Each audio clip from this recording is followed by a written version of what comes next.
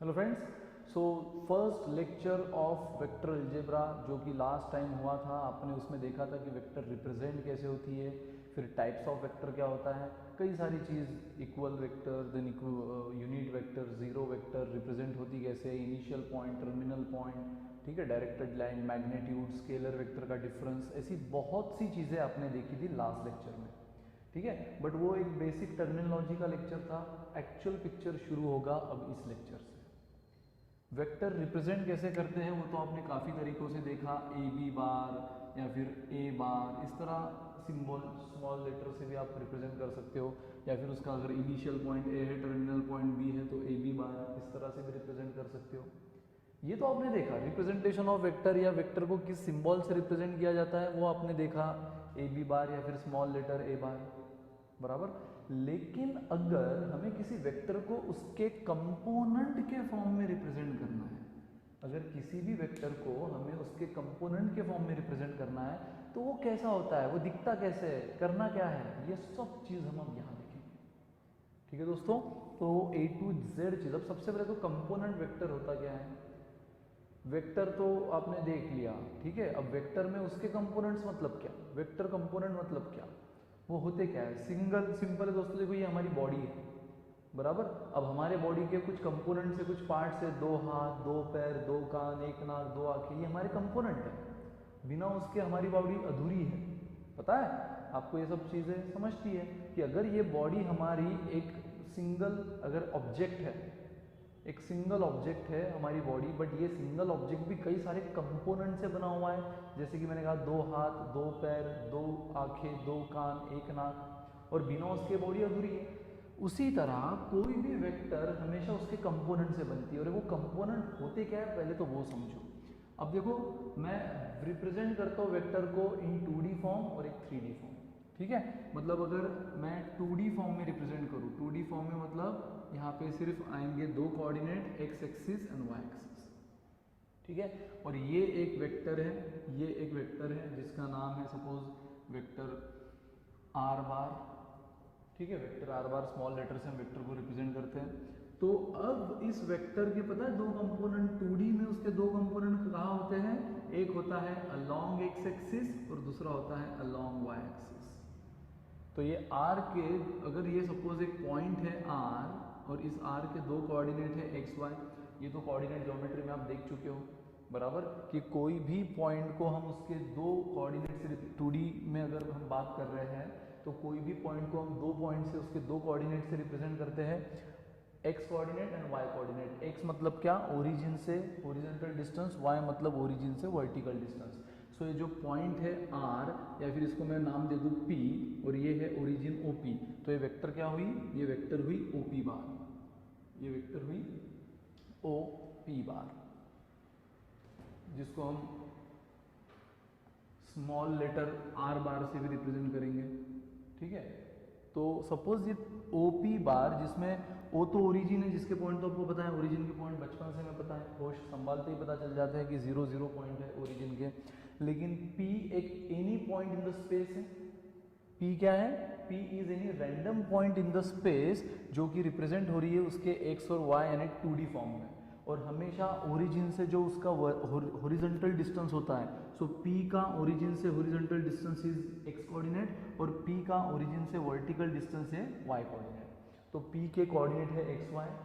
तो देखो दोस्तों, इस OP बार यानी इस आर बार के दो कंपोनेंट है, एक कंपोनेंट है अलोंग एक्स एक्सिस, एक कंपोनेंट है अलोंग वाई एक्सिस। तो वो रिप्रेजेंट कैसे होता है, OP bar is equal to x i cap plus y i cap plus y j cap. X i cap plus y j cap is the standard representation of any vector in the form of its components. ठीक है, where I cap, देखो एक cap आने से अब आपको कुछ चीजें याद आई होगी लास्ट लेक्चर की। कैप मतलब क्या होता है, यूनिट वेक्टर। यूनिट वेक्टर मतलब क्या होता है, उसकी मैग्नीट्यूड तो 1 होती है, वो सिर्फ आपको क्या देती है, डायरेक्शन देती है। तो आई कैप जो है वो आपको दे रही है एक्स एक्सिस का डायरेक्शन, और जे कैप हमेशा देता है आपको वाई एक्सिस का डायरेक्शन। आई कैप मतलब क्या, unit vector along x axis, j cap मतलब क्या, unit vector along y axis. तो जब मैं आई कैप से एक्स को मल्टीप्लाई करता हूँ, एक्स मतलब क्या, इस पॉइंट, देखो बात हम ओपी की कर रहे हैं, बट ओपी के दो कंपोनेंट है ना, एक एक्स कंपोनेंट एक वाई कंपोनेंट। ओपी बार यानी ओ तो ओरिजिन है, पी पॉइंट के दो कोऑर्डिनेट है, दो कंपोनेंट है, एक एक्स कंपोनेंट एक्स यानी हॉरिजॉन्टल डिस्टेंस फ्रॉम ओरिजिन, और वाई कंपोनेंट यानी वर्टिकल डिस्टेंस फ्रॉम ओरिजिन। ठीक है, सो एक्स कोऑर्डिनेट ये एक्स एक्सिस से निकाला जाता है, वाई कोऑर्डिनेट ये वाई एक्सिस से निकाला जाता है। सब बेसिक बातें आपको पता है, और इसलिए फिर आपको एक्स एक्सिस और वाई एक्सिस का डायरेक्शन समझना है। तो एक्स एक्सिस का डायरेक्शन रिप्रेजेंट होता है आई कैप से, और वाई एक्सिस का डायरेक्शन रिप्रेजेंट होता है जे कैप से। ये कैप का सिंबल आप लास्ट लेक्चर में देख चुके हो। किसी भी वेक्टर के ऊपर अगर कैप का सिंबल लग जाए तो उसको हम क्या पढ़ते हैं, यूनिट वेक्टर। यूनिट वेक्टर जिसका मैग्नीट्यूड केवल एक होता है, सिर्फ 1 होता है, लेकिन जिसका डायरेक्शन ये डिफाइंड होता है, मतलब वो अपने को डायरेक्शन देती है कि ये वेक्टर कहाँ जाएगी। याद होगा आपको लास्ट टाइम हमने देखा था कि ए बार को हम रिप्रेजेंट कैसे करते हैं, ए बार को हम रिप्रेजेंट करते हैं मॉड ऑफ ए बार जो कि मैग्नीट्यूड होता है इनटू ए कैप, जो कि डायरेक्शन देता है। वेक्टर का डेफिनेशन ही है ना, वेक्टर यानी एक ऐसी क्वांटिटी जिसको मैग्नीट्यूड भी है और डायरेक्शन भी है। तो मैग्नीट्यूड यानी मॉड ऑफ ए बार, ये मैग्नीट्यूड हुई, और डायरेक्शन यानी ए कैप, यानी जो यूनिट वेक्टर होती है, यूनिट वेक्टर, ठीक है, वो आपको देती है डायरेक्शन, और ये मॉड ऑफ ए कैप जो होता है वो आपको देता है मैग्नीट्यूड, और मैग्नीट्यूड और डायरेक्शन दोनों की जुगलबंदी से बनती है ओरिजिनल वेक्टर। ठीक है, सो देखो दोस्तों, ये एक्स तो हुआ उसका horizontal distance into i cap यानी unit vector along x axis, y हुआ उसका vertical distance into j cap यानी unit vector along y axis, और ये दोनों मिलाकर हुआ ओरिजिनल वेक्टर ओपी बार। यानी ये दो कौन हुए, एक्स आई कैप और वाई जे कैप कौन हुए, ये वो दो कंपोनेंट है इस ओरिजिनल वेक्टर ओपी बार के। मतलब अगर इसी को मैं आर के फॉर्म में लिखूं तो आर बार, क्योंकि ओपी बार को ही मैंने क्या बोल दिया है, आर बार, ओपी को ही मैंने क्या नाम दे दिया है, r bar. So r bar is equal to x i cap plus y j cap. This is the standard representation of any vector in the form of its components. और component कौन से है, सिर्फ 2D फॉर्म की, इसलिए आपको सिर्फ x और y एक्सिस दिख रही है। अगला हम देखने वाले 3D, जिसमें x एक्सिस भी, y एक्सिस भी, z एक्सिस भी है। तो जैसे आपने यहाँ पे सिर्फ 2 कोऑर्डिनेट लिए, वहाँ 3 कोऑर्डिनेट होंगे। जैसे यहाँ पे यूनिट वेक्टर सिर्फ 2 ही लिए आपने, along x axis along y axis, वहाँ 3 होंगी, यानी कि अलोंग z एक्सिस भी। बस उतनी सी चीज़ बदलेगी, बाकी रिप्रेजेंटेशन का ढांचा बिल्कुल यही रहेगा। तो दोस्तों कोई भी वेक्टर को अगर, जैसे मैंने कहा, हमारी बॉडी के डिफरेंट कंपोनेंट्स है, हाथ पैर कान नाक, वो ना हो तो बॉडी अधूरी है। उसी तरह हर वेक्टर स्पेस में है, हर वेक्टर किसी तो जगह पर है, किसी एक पॉइंट पर है, लेकिन एग्जैक्टली वो कहाँ पर है, अगर वो समझना है तो वो समझना होता है हमें on the basis of its component, उसके कंपोनेंट के दम पे। और कंपोनेंट मतलब क्या होता है, उसके वो कंपोनेंट जो इन 3 बेसिक कोऑर्डिनेट एक्सिस पर होती है, अलोंग एक्स एक्सिस का कंपोनेंट, अलोंग वाई एक्सिस का कंपोनेंट, अलोंग जेड एक्सिस का कंपोनेंट। अब ये तो मैं सिर्फ 2D फॉर्म ले रहा हूँ, इसलिए जेड एक्सिस नहीं है, तो उसका सिर्फ अलोंग एक्स एक्सिस का component and along y axis का। एक्स एक्सिस मतलब horizontal distance, but in the form of vector, इसलिए हमें उसको डायरेक्शन देना है, और डायरेक्शन किससे दी जाती है, यूनिट वेक्टर से।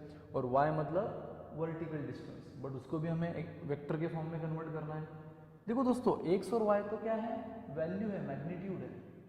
एक्स और वाई मैग्नीट्यूड है, लेकिन किसी भी मैग्नीट्यूड को अगर वेक्टर बनाना है, बहुत अच्छी बात बोल रहा हूँ, ध्यान से समझो, किसी भी मैग्नीट्यूड को अगर वेक्टर बनाना है तो उस मैग्नीट्यूड को हमें किससे मल्टीप्लाई करना होता है, उसके यूनिट वेक्टर से। ये चीज़ डबल इन्वर्टेड कॉमा में याद रखो दिमाग में, कि किसी भी मैग्नीट्यूड को अगर वेक्टर बनाना है, किसी भी मैग्नीट्यूड को बोलो या किसी भी स्केलर को बोलो वेक्टर बनाना है, तो उसको मल्टीप्लाई करना होता है उसकी यूनिट वेक्टर से, तब जाकर वो किस में कन्वर्ट होती है, वेक्टर में। ठीक है, क्योंकि ये तो सिर्फ मैग्नीट्यूड है, वैल्यू है, बिना डायरेक्शन कोई वेक्टर वेक्टर नहीं कहलाती, तो उसको डायरेक्शन कौन देती है, उसकी यूनिट वेक्टर। और इसलिए कोई भी मैग्नीट्यूड को आप उसके यूनिट वेक्टर से मल्टीप्लाई करो, आपको मिलता है डायरेक्शन, यानी आपको मिलता है ओरिजिनल वेक्टर। ठीक है, सो उसी तरह एक्स और वाई क्या है, एक्स और वाई ये कोऑर्डिनेट्स है, ये एक वैल्यू है, ये एक मैग्नीट्यूड है, ये एक स्केलर है। बट अगर आपको उसको वेक्टर में कन्वर्ट करना है तो एक्स को मल्टीप्लाई करना होगा उसके यूनिट वेक्टर से। तो unit vector along x axis होती है हमेशा आई कैप, इसलिए एक्स इंटू आई कैप। और y भी एक मैग्नीट्यूड है, उसको वेक्टर करना होगा, तो y मतलब क्या, वर्टिकल डिस्टेंस, यानी y एक्सिस पर का। तो अगर इसको आपको वेक्टर करना होगा तो उसको उसके यूनिट वेक्टर से मल्टीप्लाई करना होगा, यानी unit vector along y axis यानी कि जे कैप। और इसलिए दोस्तों ये हो गया एक्स आई कैप, मतलब ये मैग्नीट्यूड इनटू यूनिट वेक्टर हो गया डायरेक्शन, ठीक है, मैग्नीट्यूड इनटू डायरेक्शन हो गया unit vector, again magnitude into direction हो गया वेक्टर, और ये दोनों वेक्टर का addition is resultant vector. R मतलब क्या, आर स्टैंड्स फॉर रिजल्टेंट। तो किसी भी वेक्टर का रिजल्टेंट फॉर्मेट, रिजल्टेंट स्ट्रक्चर बनाना मतलब क्या, उसके डिफरेंट डिफरेंट कंपोनेंट का एडिशन। किसी भी वेक्टर को रिजल्टेंट फॉर्मेट बनाना मतलब क्या, उसके डिफरेंट डिफरेंट कंपोनेंट का एडिशन। अगर हम बात कर रहे हैं 2D की तो सिर्फ दो ही component along x axis along y axis. जब हम बात करेंगे 3D की तो तीन component along x along y along z, पास, इसके अलावा और कुछ नहीं। इधर 2 कंपोनेंट वाला वेक्टर हो सकता है या फिर 3 कंपोनेंट, डिपेंड करेगा कि कोऑर्डिनेट सिस्टम क्या है। अगर सिर्फ 2 एक्सिस की है तो 2 कंपोनेंट, 3 एक्सिस की है तो 3 कंपोनेंट। क्लियर? तो ये हुआ representation of any vector in the form of it's component. तो उसमें भी हम सबसे पहले देख रहे हैं 2D फॉर्म, 2D फॉर्म, ठीक है। सो 2D फॉर्म में कोई भी वेक्टर किस तरह से रिप्रेजेंट होती है, इस तरह से। ये हो गया, सपोज कोई पॉइंट है P, उसका मुझे ओरिजिन से एक वेक्टर फॉर्म में, एक डायरेक्शनल फॉर्म में स्ट्रक्चर बनाना है, रिप्रेजेंट करना है। तो कैसे कर सकता हूँ मैं, OP बार यानी कि ये रिजल्टेंट वेक्टर R बार, ये R बार किन दो चीज़ों से बना हुआ है, उसके हॉरिजॉन्टल कंपोनेंट और वर्टिकल कंपोनेंट। हॉरिजॉन्टल कंपोनेंट मतलब क्या, एक्स आई क्या, वर्टिकल कंपोनेंट मतलब एक्स आई कैप हो गया, तो वर्टिकल कंपोनेंट मतलब क्या, वाई जे कैप, ठीक है। सो देखो यहाँ पर स्केलर कंपोनेंट, इसके स्केलर कंपोनेंट किसको बोला जाता है, एक्स एंड वाई को, एंड वेक्टर कंपोनेंट किसको बोला जाता है,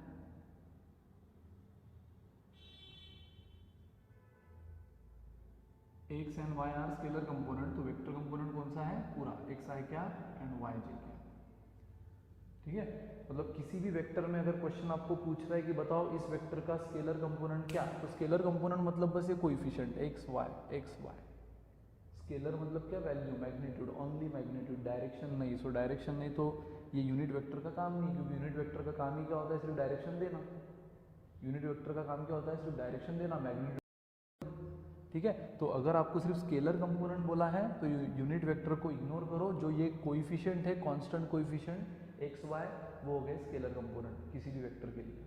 और उसके वेक्टर कंपोनेंट क्या होते हैं, पूरा पूरा x i cap and y j cap, ये हो गए उसके वेक्टर कंपोनेंट। और दोनों को मिलाकर, एक्स आई कैप और वाई जे कैप को मिलाकर यानी ऐड कर क्या बना, रिजल्टेंट वेक्टर, रिजल्टेंट वेक्टर। तो बस दोस्तों, मॉरल ऑफ द स्टोरी, कोई भी वेक्टर 2D फॉर्म में किस तरह रिप्रेजेंट की जाती है, x i cap plus y j cap, यानी vector component along x axis plus vector component along y axis. X i cap is what, vector component along x axis, and y i j cap मतलब vector component along y axis, ठीक है। और आई cap j cap क्या है, unit vector जिनकी magnitude हमेशा 1 होती है, बट आई कैप होती है यूनिट वेक्टर अलोंग एक्स, जे कैप होती है यूनिट वेक्टर अलोंग वाई, ठीक है। चलो अब देखो दोस्तों, किसी भी वेक्टर की अगर आपको कोई भी वेक्टर जो उसके कंपोनेंट फॉर्म में रिप्रेजेंट किया गया है, अगर आपको उसकी मैग्नीट्यूड निकालना है, ये मॉड में आर बार ये मैग्नीट्यूड का सिंबल है, तो आप देख चुके हो लास्ट लेक्चर में।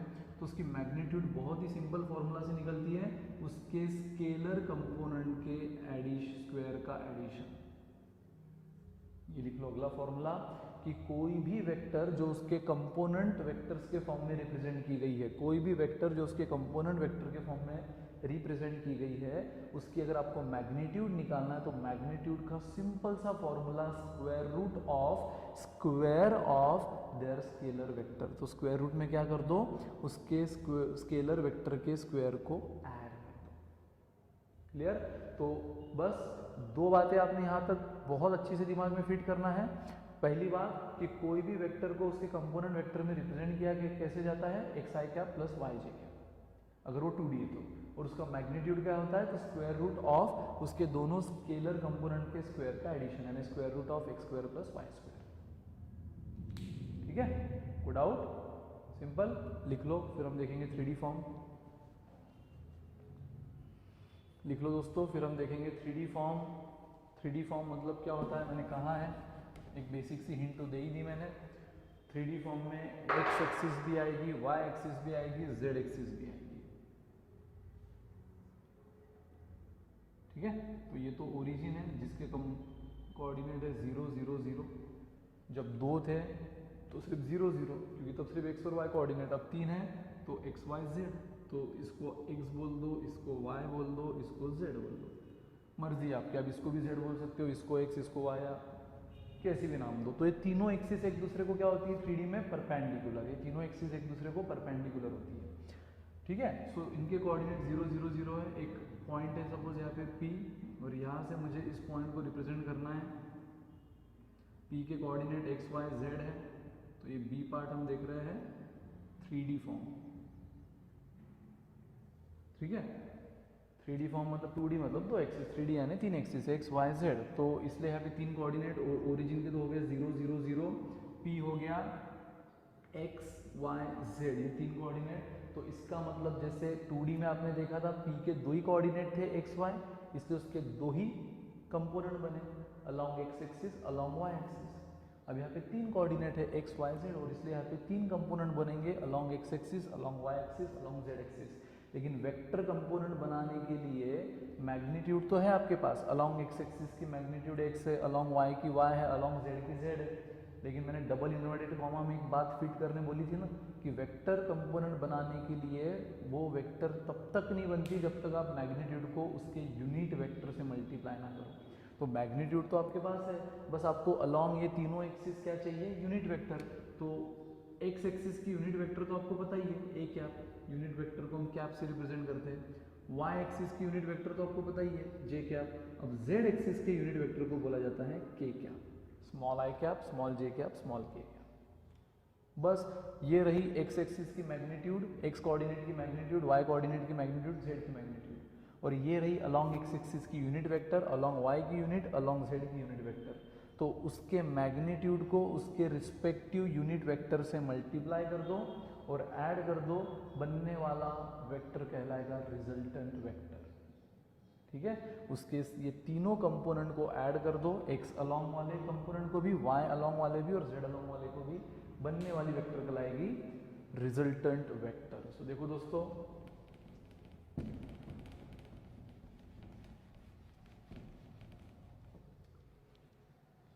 सो ओपी बार ही क्या हो गई, एक्स अलोंग एक्स एक्सिस का कंपोनेंट क्या हुआ, मैग्नीट्यूड है एक्स और उसकी यूनिट वेक्टर है आई क्या, वाई एक्सिस का क्या हुआ, मैग्नीट्यूड है वाई और उसका कंपोनेंट है यूनिट वेक्टर है जे क्या, और जेड एक्सिस का कोऑर्डिनेट है जेड यानी मैग्नीट्यूड जेड और उसका unit vector along z axis है के क्या। सो ये बन गई बस एक नया रिप्रेजेंटेशन इन 3D फॉर्म।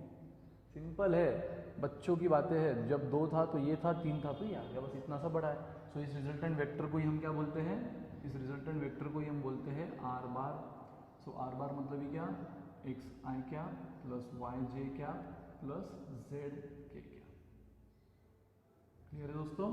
तो ये है उसके वो तीनों कंपोनेंट, और इन तीनों कंपोनेंट को ऐड किया along x axis, along y axis, along z axis, तीनों को ऐड करके जो मिला वो मिली हमें original vector OP bar, resultant vector. ठीक है, तो जैसे 2D फॉर्म में वो 2 कंपोनेंट से रिप्रेजेंट होती है, 3D फॉर्म में वो 3 कंपोनेंट से होती है। अगेन वही स्केलर कंपोनेंट अगर किसी ने आपको पूछा तो स्केलर कंपोनेंट मतलब क्या, उसकी सिर्फ मैग्नीट्यूड यानी एक्स वाई एंड जेड, सिर्फ मैग्नीट्यूड यानी सिर्फ कोएफिशिएंट। और अगर वेक्टर कंपोनेंट किसी ने पूछा तो वेक्टर कंपोनेंट मतलब पूरा, एक्स आई क्या कॉमा वाई जे क्या कॉमा जेड के क्या। ठीक है, तो ये उसके स्केलर कंपोनेंट, ये उसके वेक्टर कंपोनेंट, तीनों वेक्टर कंपोनेंट को ऐड कर दो, आपको मिलता है रिजल्टेंट वेक्टर। और फिर से बात करते हैं मैग्नीट्यूड से, तो वहाँ सिर्फ 2 स्केलर कंपोनेंट थे एक्स वाई, इसलिए उनके स्क्वायर को आपने ऐड किया स्क्वायर रूट के अंदर में। अब इस बार 3 स्केलर कंपोनेंट है एक्स वाई जेड, तो तीनों के स्क्वायर को ऐड करो अंडर रूट में, x square plus y square plus z square, finish, खत्म दोस्तों। एक्स स्क्वायर रूट में x square plus y square plus z square, ये है मैग्नीट्यूड ऑफ वेक्टर जिसके कंपोनेंट्स हमें पता है। क्लियर दोस्तों? तो ये था main point of this topic, representation of any vector in the form of it's component vectors.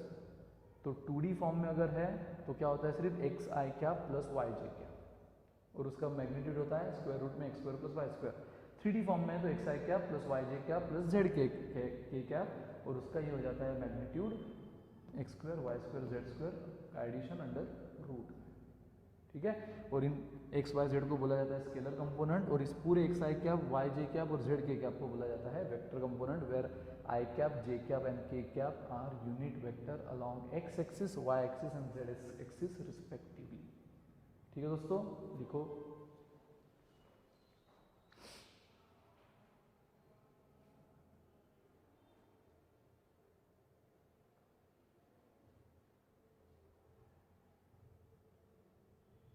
सो लिख लो, फिर देखते हैं कुछ हल्के फुल्के क्वेश्चंस टू स्टार्ट विथ।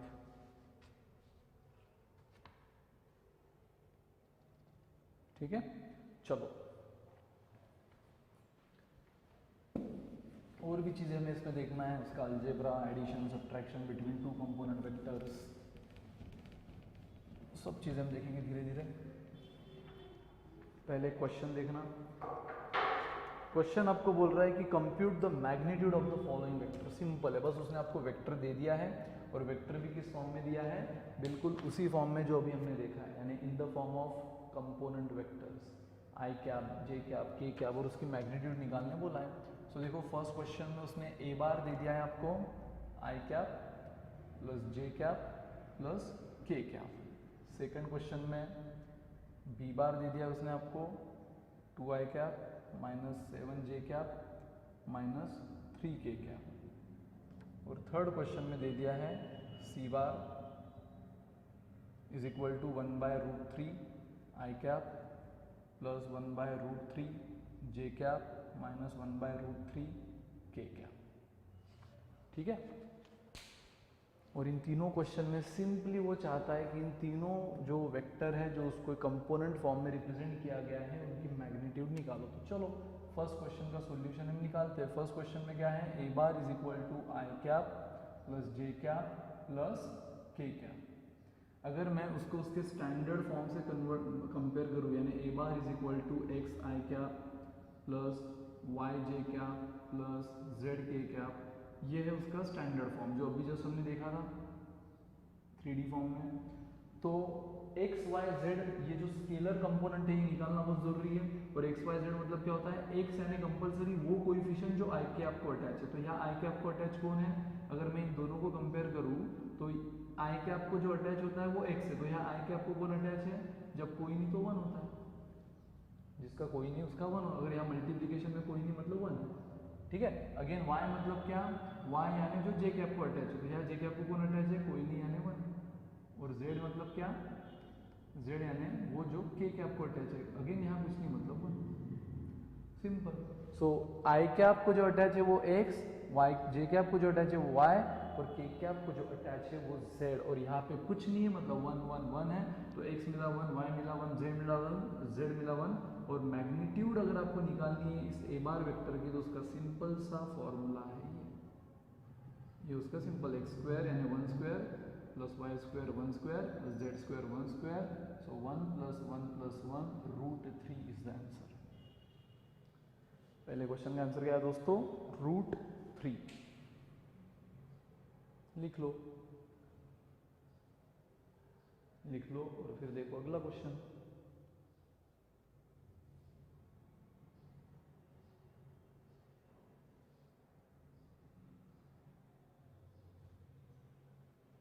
ठीक है, नेक्स्ट अगला क्वेश्चन देखो, क्वेश्चन नंबर 2। डिक्टो सेम तरीके से करना है, बस वैल्यू बदली है। सो क्वेश्चन नंबर 2 का सॉल्यूशन क्या, वेक्टर है b bar is equal to 2i cap minus 7j cap minus 3k cap. ठीक है, compare with standard vector b bar is equal to x i cap plus y j cap plus z k cap, और दोनों को अगर मैं एक दूसरे से कंपेयर करूं तो आपको x क्या मिला, जो आई कैप का कोएफिशिएंट है, तो x यानी आई कैप का कोएफिशिएंट जो ओरिजिनल वेक्टर में कौन है 2, y यानी जो जे कैप का कोएफिशिएंट है, तो जे कैप का ओरिजिनल वेक्टर में कोएफिशिएंट कौन है -7। माइनस साइन को इग्नोर मत करो, माइनस साइन को लेकर चलो, तो जे कैप का कोएफिशिएंट y जो कि ओरिजिनली है -7 और के कैप का कोएफिशिएंट z जो कि ओरिजिनली है -3। और मैग्नीट्यूड का फॉर्मूला यानी बच्चों का काम x² + y² z², x यानी 2² प्लस y यानी -7 का स्क्वायर। आपको पता है माइनस का स्क्वायर भी प्लस होगा, लेकिन लिखने की आदत रखो। सो 2² 4, माइनस का स्क्वायर प्लस, माइनस का स्क्वायर प्लस, तो ये कितना हो गया 49, 53, 62। तो 62 अंडर रूट में is the answer, under root of 62। Simple है दोस्तों, फटाफट लिखो, कोई दिक्कत नहीं आनी चाहिए यहाँ तक, और ना ही आएगी, स्कॉलर लोग हो आप।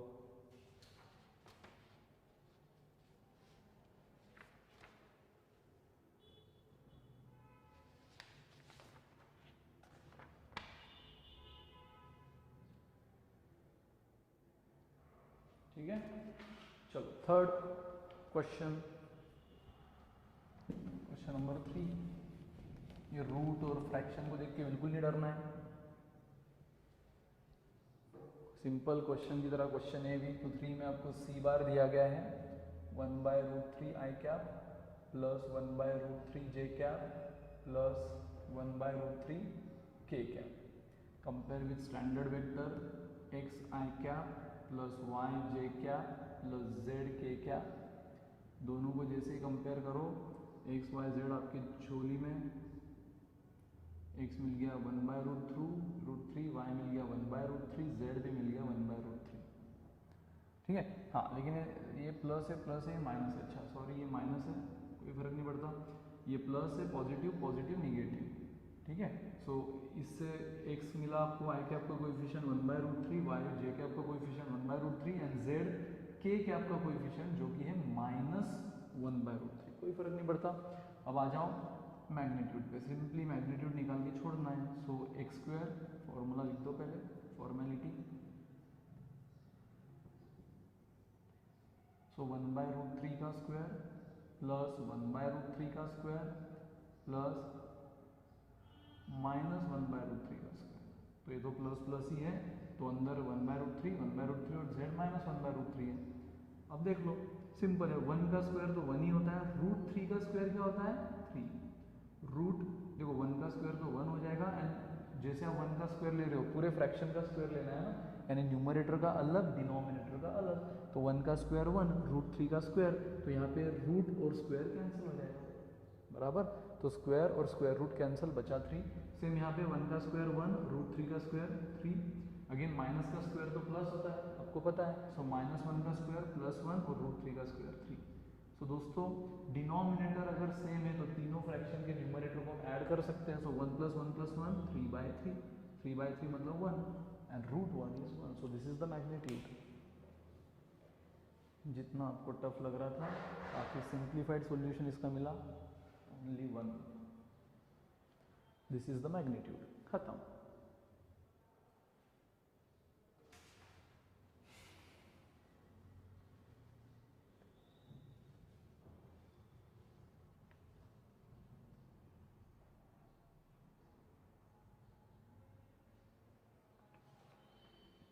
ठीक है, चलो देखो अगला क्वेश्चन आपको बोल रहा है कि let if a bar is equal to, ये क्वेश्चन आपको बोल रहा है ए बार की वैल्यू उसने दे दिया है i cap plus 2j cap and b bar is equal to 2i cap plus j cap.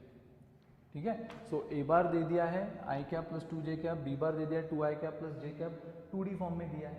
K cap की कोई टर्म आपको दिख नहीं रही है, यानी अलोंग z एक्सिस का कोई कंपोनेंट, के कैप की टर्म यानी along z axis, so along z axis का कोई कंपोनेंट नहीं है, मतलब ये 2d फॉर्म है। ठीक है, कोई टेंशन नहीं। सो क्वेश्चन पूछ रहा है is magnitude of a bar is equal to magnitude of b bar, मतलब वो पूछ रहा है is a bar is equal to b bar, ये क्वेश्चन पूछ रहा है is a bar is equal to b bar, मतलब आपको पूछ रहा है कि बताओ भाई magnitude of a bar and b bar क्या सेम है। ठीक है, सो निकाल लो, 1 सेकंड का काम है। ए बार की मैग्नीट्यूड कैसे निकालते हैं 2d फॉर्म में आपको पता है, बी बार की पता है, दोनों की मैग्नीट्यूड निकाल लो, सेम आ गई तो उसको बोल दो yes yes a cap magnitude and a bar magnitude and b bar magnitude is same. अगर अलग अलग आई तो बोल दो कि नॉट सेम, सिंपल है। बस मैग्नीट्यूड आपको फॉर्मूला पता है, कोई दिक्कत नहीं, शुरू करो।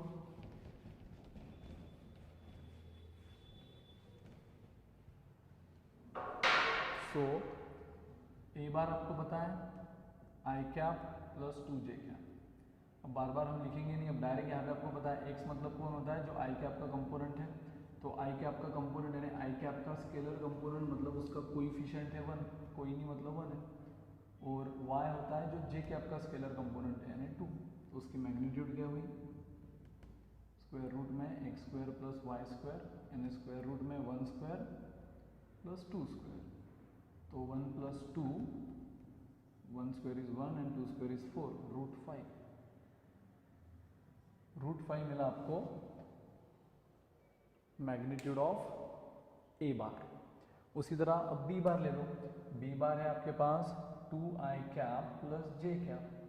अगेन कंपेयर करने से आई कैप का scalar component x, j cap का scalar component y, so magnitude of b bar same x square plus y square root में, सो 2 स्क्वायर प्लस 1 स्क्वायर यानी कि 4 प्लस 5, 4 प्लस 1 इज रूट 5। तो देखो इसकी मैग्नीट्यूड रूट 5, इसकी भी magnitude root 5, so root 5 is equal to root 5। So पूछ रहा था is magnitude of a bar and magnitude of b bar are equal, तो आप बोलोगे yes, therefore magnitude of a bar and magnitude of b bar are equal. ठीक है, simple है, लिख लो दोस्तों।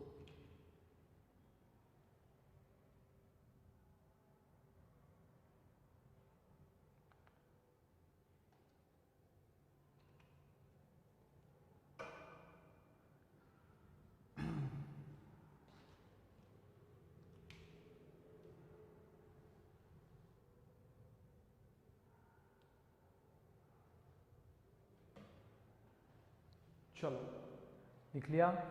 देखो नेक्स्ट क्वेश्चन,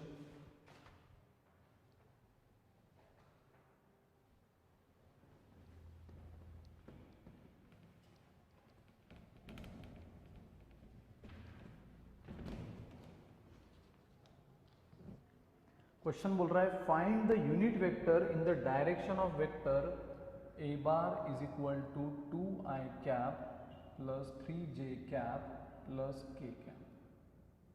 मतलब वेक्टर जो उसने आपको दी है ओरिजिनल वेक्टर, रिजल्टेंट वेक्टर, वो कंपोनेंट फॉर्म में दी है i cap, j cap, k cap. और क्वेश्चन क्या बोल रहा है, find the unit vector, find unit vector in this direction. ठीक है, और ये चीज़ तो देखो हम पहले लेक्चर में भी देख चुके हैं कि ओरिजिनल वेक्टर और उसके यूनिट वेक्टर का डायरेक्शन हमेशा सेम होता है। ओरिजिनल वेक्टर और यूनिट वेक्टर का डायरेक्शन हमेशा सेम होता है, क्योंकि ओरिजिनल वेक्टर को डायरेक्शन देता ही कौन है, उसकी यूनिट वेक्टर, बराबर। यूनिट वेक्टर का काम ही है डायरेक्शन देना, किसी भी क्वांटिटी को डायरेक्शन देना, ये काम है यूनिट वेक्टर का। ठीक है, तो यूनिट वेक्टर और ओरिजिनल वेक्टर का डायरेक्शन हमेशा सेम ही होता है, क्योंकि ओरिजिनल वेक्टर को मिला हुआ डायरेक्शन ही यूनिट वेक्टर से ही है। ठीक है, सो अब आपको बोल दिया है कि find the unit vector along the direction of this original vector. और आपने देखो एक फॉर्मूला, एक बेसिक ढांचा देखा है कि कोई भी vector is equal to what, उसकी मैग्नीट्यूड इनटू उसकी यूनिट वेक्टर। कोई भी वेक्टर कैसे निकलती है, कोई भी वेक्टर यानी combination of magnitude and direction, so magnitude into direction, direction यानी यूनिट वेक्टर, बराबर। डायरेक्शन मतलब यूनिट वेक्टर, सो यूनिट वेक्टर का काम है डायरेक्शन देना।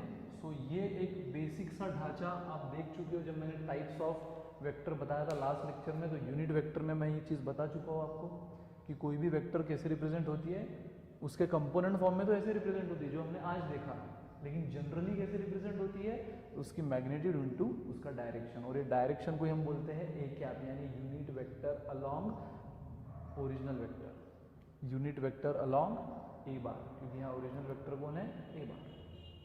ठीक है, सो आपको निकालने बोला है, आपको क्या दे दिया है, ए बार दे दिया, मतलब आपको ये पता है, बराबर। इस चीज में आपको क्या क्या पता है, क्या निकालना है देख लो। ए बार आपको पता है, गुड। यूनिट वेक्टर आपको निकालना है, बोला है क्वेश्चन ने। एंड ये क्या होता है, ये symbol is what, magnitude of vector a bar. Magnitude, mod मतलब क्या, मैग्नीट्यूड ऑफ वेक्टर ए बार। तो इसका मैग्नीट्यूड तो हम निकाल सकते हैं, बराबर। कैसे, तो आज ही हमने फॉर्मूला देखा है। तो बस अगर आपको यूनिट वेक्टर निकालना है तो यूनिट वेक्टर का फॉर्मूला यानी ए कैप का फॉर्मूला क्या हो गया, ए बार अपॉन सिंपल मैथमेटिक्स, बराबर। जो आपको निकालना है उसको अकेला करो। तो आपको ये निकालना है, मैंने उसको अकेला करा, तो उसके साथ जो मल्टीप्लाई कर रहा है वो इधर आके डिवाइड कर लेगा। सो ए कैप यानी unit vector is equal to what, a bar यानी ओरिजिनल वेक्टर अपॉन उसकी मैग्नीट्यूड। ठीक है। सो ए बार तो आपको पता है, सबसे पहले क्या कर लो, ये फॉर्मूला यूज करने से पहले उसकी मैग्नीट्यूड निकाल लो। सो देखो सॉल्यूशन शुरू करते हैं, 2i cap plus 3j cap plus k cap. अब अगर मैं इसको स्टैंडर्ड से कंपेयर करूँ तो x मिला 2 यानी आई कैप का कोएफिशिएंट, y मिला 3 j कैप का कोएफिशिएंट एंड z मिला 1 k कैप का कोएफिशिएंट, कोई नहीं मतलब 1 है। सो उसकी मैग्नीट्यूड निकाल लो। फॉर्मूला हम देख चुके हैं, x square plus y square plus z square यानी 2 स्क्वायर 4 प्लस 3 स्क्वायर 9 डायरेक्ट ले रहा हूँ प्लस 1 स्क्वायर 1। सो ये हो गया रूट 14। तो रूट 14 क्या हुआ, उसकी मैग्नीट्यूड। अब ए बार आपको पता है, मैग्नीट्यूड आपको पता है, आपको निकालने बोला है यूनिट वेक्टर। यूनिट वेक्टर मतलब ही क्या, ए कैप। ए बार का यूनिट वेक्टर यानी ए कैप, बी बार का यूनिट वेक्टर यानी बी कैप। और ए कैप बी का आपका काम क्या होता है, ओरिजिनल वेक्टर को डायरेक्शन देना। So a cap is equal to, formula लिख रहा हूँ मैं, फॉर्मूला क्या है, a cap is equal to a bar upon उसका मैग्नीट्यूड। सो ए बार कितना है, लिख लो 2i cap plus 3j cap plus k cap upon उसका मैग्नीट्यूड है रूट 14 जो हम निकाल चुके हैं। बस आप एज इट इज इसको आंसर बोल दो या फिर डिनोमिनेटर सेपरेट कर दो। डिनोमिनेटर सेपरेट कर दो मतलब 3 कंपोनेंट आपको सेपरेट दिखेंगे, आई कैप का, जे कैप का, के कैप का अलग। सो मैं ये रूट 14 डिनोमिनेटर तीनों को बांट देता हूँ यानी 2 अपॉन रूट 14 आई कैप, ये हो गया component along x axis, 3 upon root 14 j cap along y axis and 1 या कुछ नहीं मतलब 1 है। सो 1 अपॉन रूट 14 के कैप अलॉन्ग जेड एक्सिस। तो ये हो गया unit vector, unit vector along a bar. और ये क्वेश्चन था, find unit vector along a bar. So unit vector along a bar का फॉर्मूला क्या होगा, कोई भी वेक्टर इस तरह भी रिप्रेजेंट होती है कि magnitude into unit vector. So unit करो, मैग्नीट्यूड इधर डिवाइड करेगा, हमने मैग्नीट्यूड निकाल लिया और इसको डिवाइड कर दिया, बाद में डिनोमिनेटर सेपरेट। तो यूनिट वेक्टर भी वेक्टर ही होती है ना, उसके नाम में ही लिखा है वेक्टर, तो इसीलिए वो भी किस फॉर्म में रिप्रेजेंट होगी, वेक्टर फॉर्म में ही रिप्रेजेंट होगी यानी आई cap j cap k cap component form में। ठीक है। सो बस इतना याद रखो, क्योंकि ये चीज़ें आगे जैसे जैसे दिक्कतें बढ़ेगी, वैरायटीज़ थोड़ी और वास्ट होगी, वैसे ये चीज़ आपको बहुत काम आएगी। जो मैं बार बार बोल रहा हूँ कि यूनिट वेक्टर को मैग्नीट्यूड तो एक ही होती है बट उसका काम होता है डायरेक्शन देना। तो उसका डायरेक्शन वही होता है जो ओरिजिनल वेक्टर का होता है, या फिर वाइस वर्सा, ओरिजिनल वेक्टर का वही डायरेक्शन होता है जो यूनिट वेक्टर को होता है, क्योंकि ओरिजिनल वेक्टर को डायरेक्शन उसी से मिला हुआ है।